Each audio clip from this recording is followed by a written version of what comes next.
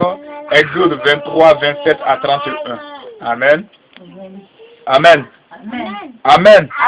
Il dit quelqu'un pour prendre sa Bible. Je ne peux pas comprendre quelqu'un qui va au champ ou bien au marché qui oublie son panier à la maison.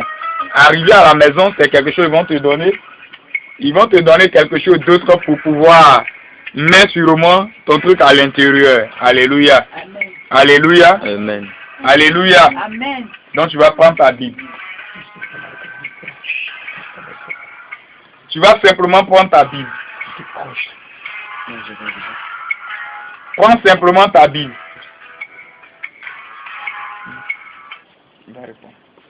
Prends simplement ta Bible. Et tu prends le livre de Josué chapitre 23. Josué 23, verset 6 à 10. Quelqu'un pour me faire la lecture. Alléluia. Je ne peux pas mettre que tu vas au champ et tu laisses ta machette à la maison. Tu vas prendre quoi pour pouvoir sûrement aller déterrer ou bien aller nettoyer les herbes. Amen. Amen. Dis-moi, qu'est-ce que tu vas prendre pour pouvoir nettoyer? Amen. Ok. Donc, je vais vous mentir ce matin alors. Je vais vous dire ce qui n'est pas écrit dans la Bible. Et vous allez voir si vous-même vous allez comprendre quelque chose. Ne faites pas ça. Amen. Amen. Amen. Amen. Il faut avoir une Bible. Alléluia. Amen. Il faut avoir une Bible, c'est important. Je fais la lecture. Josué chapitre 23, verset 6 à 10.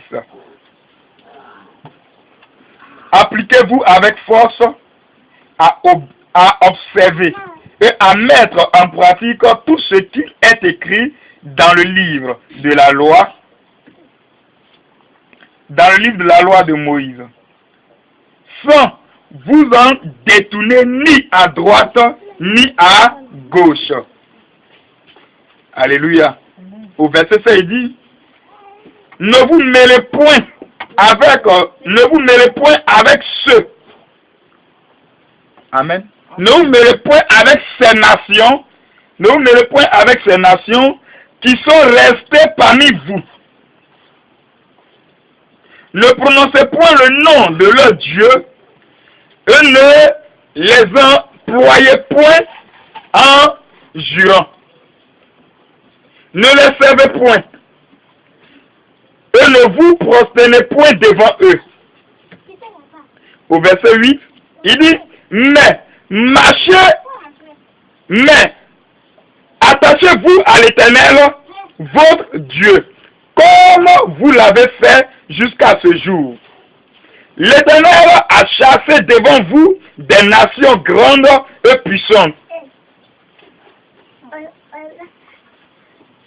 Et personne jusqu'à ce jour n'a pu vous résister. Au verset 10, il dit, un seul d'entre vous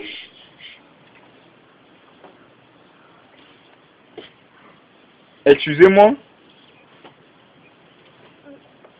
un seul d'entre vous n'en poursuivra 1000, car l'Éternel, votre Dieu, combattra pour vous, comme il vous l'a dit.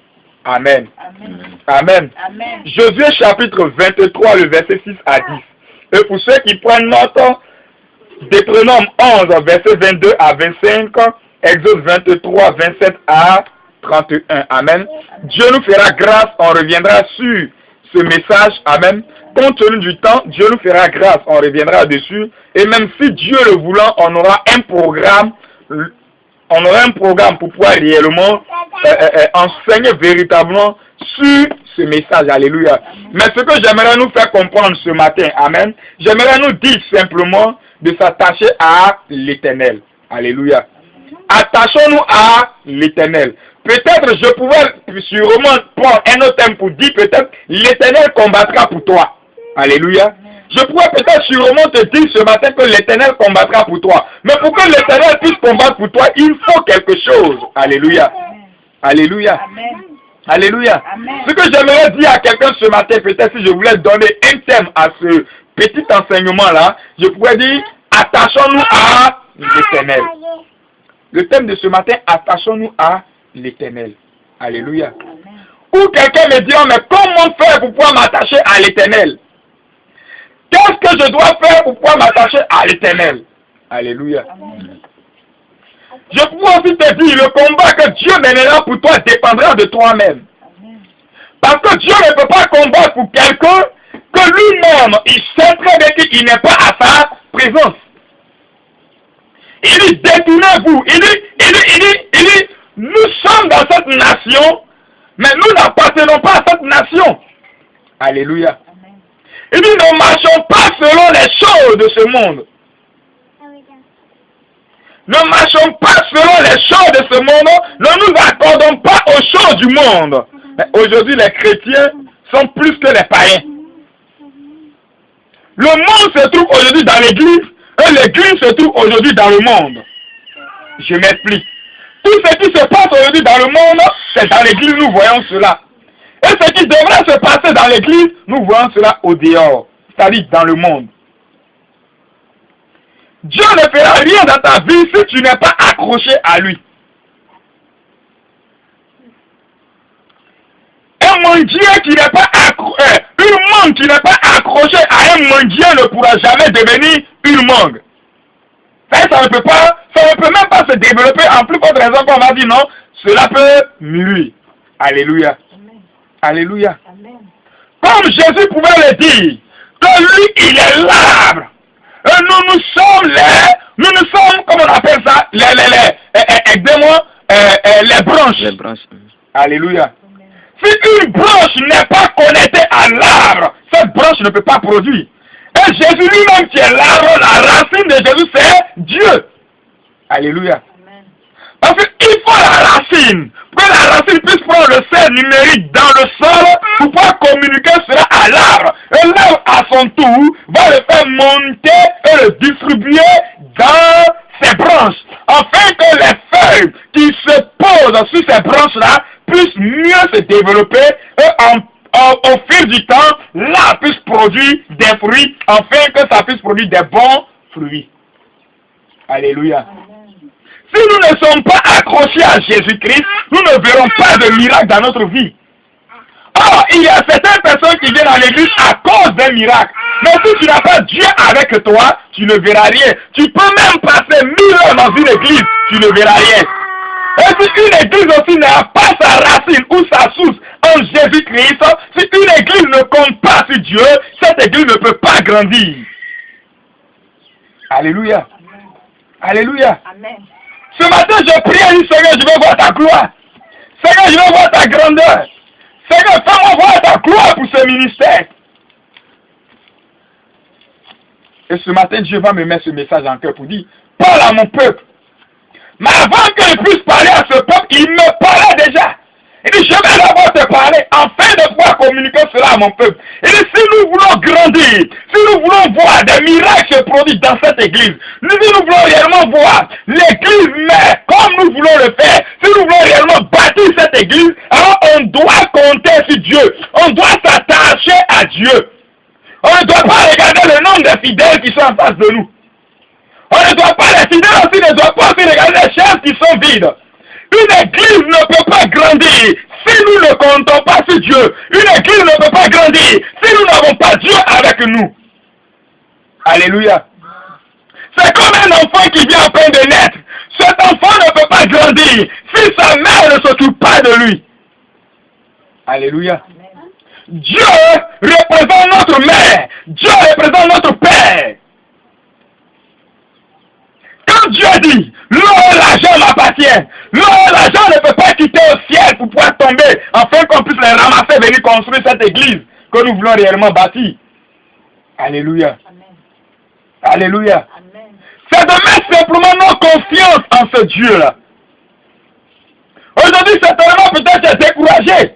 Parce qu'autrefois, l'église était remplie. Aujourd'hui, l'église n'est plus remplie. Peut-être aujourd'hui, tu viens, tu trouves simplement des enfants. Peut-être tu viens, tu trouves simplement les mêmes personnes. Alors, tu es découragé. Le contraire, cela doit t'interpeller à te lever dans la prière. Le contraire, cela doit t'interpeller à t'approcher de ton Dieu. Le contraire, cela doit t'interpeller à t'accrocher à ce Dieu. Il dit, si vous adorez les dieux de ce monde, nous ne verrons point sa gloire dans notre vie. Alléluia. Alléluia. Alléluia. Nous voulons avoir une église. Nous voulons avoir un church très grand. Mais toi-même, qu'est-ce que tu fais afin que ce Dieu-là puisse réellement apporter sa sainte main dans ce que nous sommes en train de faire? Si tu n'as pas Dieu avec toi, tout ce que tu es en train de faire est en vain. Alléluia. Amen. Alléluia. Amen. Il dit, regarde, voici des nations puissantes, grandes, qui sont même venues te combattre. Mais lui, l'Éternel, il a repoussé ces nations-là vers toi. Peut-être dans ta famille, il y a eu des personnes. Oui, il y a eu des personnes qui sont allées contre toi, peut-être dans le monde spirituel. Certaines personnes sont peut-être présentées physiquement devant toi. Tu penses que c'est avec ta propre force que tu as vaincu ces personnes. Tu penses que c'est avec ta propre force que tu es aujourd'hui en vie, si tu es en vie. Mais c'est par la plus grâce de Dieu. Et de lui, il a combattu à tes côtés. Mais si tu veux encore que ce Dieu puisse encore toujours continuer à combattre à tes côtés, un homme a chassé, a repoussé encore ces nations qui sont puissantes et grandes. Oui, puissantes et grandes plus que toi. Peut-être ces personnes se disent quoi? Ils sont plus puissants que toi parce qu'ils comptent sur quelque chose. Peut-être que toi-même tu n'as pas. Mais Dieu dit, si tu veux réellement voir ces personnes se retirer totalement de toi, apprends au moins à compter sur lui. Accroche-toi à Dieu, peuple. Accroche-toi à Dieu, nation. Accroche-toi à Dieu, serviteur de Dieu. Accroche-toi à Dieu, servant de l'Éternel. Accroche-toi à Dieu, tu m'attends. Si tu veux réellement voir la gloire de Dieu dans ta main, il faut t'accrocher à Dieu. Toi, tu m'écoutes ce matin. Toi, tu attends ce matin ma voix dans un désert, comme Jean le faisait auparavant.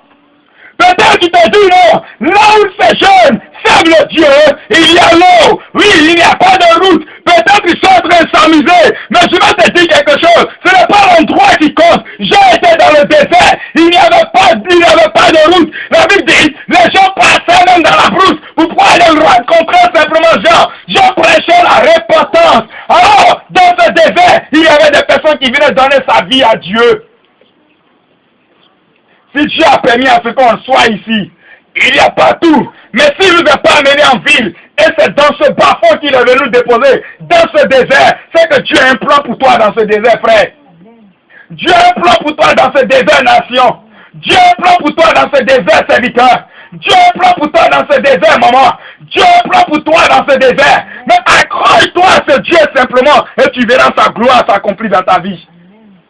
Sans Dieu, il n'y a pas de miracle. Auparavant, tu as été combattu. Tu penses que c'est de ta propre force que tu résides encore aujourd'hui. Tu penses que c'est de ta propre force que tu résistes encore aujourd'hui. Mais Dieu t'interpelle ce matin, nation. Dieu t'interpelle ce matin, frère. Toi, tu verras ce message, ou toi, tu verras cette vidéo. Dieu t'interpelle ce matin. Ce n'est pas par ta propre force que tu existes encore, nation. Ce n'est pas par ta propre force que tu existes. Lorsque nous parlons d'une nation, ce n'est pas simplement le nom à Côte d'Ivoire, mais la nation c'est toi, la nation c'est moi, la nation c'est Y, la nation c'est Z. Et Dieu te dit, il y avait des personnes plus puissantes que toi, qui sont venues te mener un combat, mais lui l'Éternel il les a repoussés. Alors si tu veux encore revoir, ce même Dieu agit encore dans ta vie, il dit de t'accrocher à lui. La difficulté que tu cours ne doit pas te freiner, frères et sœurs. Là, peut-être où tu es méprisé, ou là, peut-être où tu es négligé, ne doit pas te freiner. Hier, je chantais une cantique, j'étais en train de chanter un cantique hier lorsqu'on est en train de rassembler, comme on appelle ça, le sable. Vous pouvez comprendre, il y a des peuples dans cette nation. Il y a des enfants, il y a des fidèles dans cette église. Mais si Dieu permet que ce soit ses serviteurs qui puissent ramasser des briques, des sables, pour pouvoir venir remblayer ici, et arranger le terrain pour que l'église puisse grandir, Dieu seul sait pourquoi. Tu chantais simplement et disais comme ça, sème simplement dans le désert et au moment opportun, tu vas récolter ce que tu es en train de s'aimer. L'homme de Dieu a commencé à rire. Au fait, ça faisait rire, mais j'étais en train de véhiculer un message. Lorsqu'on au moment sème le riz dans un désert, au fur et à mesure, au fil du temps, le riz donne et ils s'en vont récolter ce riz. Et ce riz-là, certaines personnes les prennent pour pouvoir manger, certaines personnes les prennent pour pouvoir les vendre et se faire quoi? Des sous. Nous sommes en train de s'aimer présentement un riz spirituel dans ce désert, peut-être comme les gens peuvent le dire. Nous sommes en train de s'aimer un riz spirituel qui est au-dessus de tous les riz, qui est au-dessus de toutes choses, qui est au-dessus de tous les grains. Alléluia. Amen. Mais ma prière est que ce que nous sommes en train de s'aimer présentement ne puisse pas tomber parmi les épines, afin que les épines puissent les échauffer, mais plutôt que ça puisse tomber là dans une terre, oui, comme on appelle fertile, afin que cela puisse produire. Alléluia. Amen. Alléluia. Amen. Alléluia. Amen. Si nous voulons réellement voir la gloire de Dieu, accrochons-nous à ce Dieu. Et dis bien, ce matin, je ne serai pas long, parce que nous allons prier. Si tu veux réellement voir la gloire de Dieu, la main de Dieu dans ta vie, il faut t'accrocher à ce Dieu-là. Et quand tu vas prendre, évangile s'il te plaît, prends-moi le passage de Deutéronome chapitre 11, dans le verset 22 à 25 s'il te plaît. Nous allons comprendre quelque chose.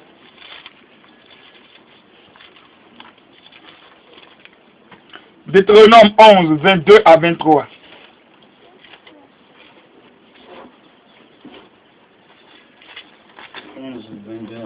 Oui.